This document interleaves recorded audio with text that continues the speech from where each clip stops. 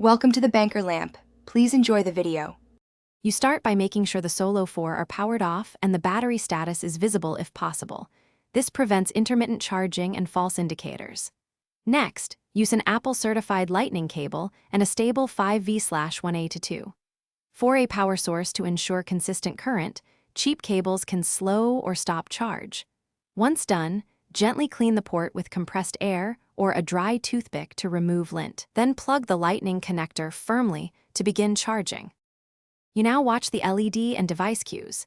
An amber or pulsing light usually means active charging, while a steady green indicates full. Make sure to use a direct wall adapter rather than an unpowered hub, because stable voltage prevents slow or interrupted charging. This is why power source matters. Also, leave them undisturbed for at least 1 to 2 hours to move from low to usable charge. Rapid top-ups are possible, but a longer initial charge balances the battery cells for accurate. You finish by unplugging when the LED shows green or after the recommended charging period. This prevents keeping the battery at extreme voltages.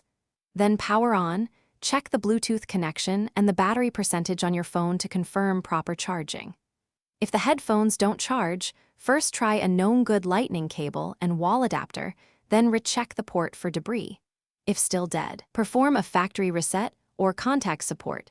Minor resets often restore charging communication between the headset and firmware.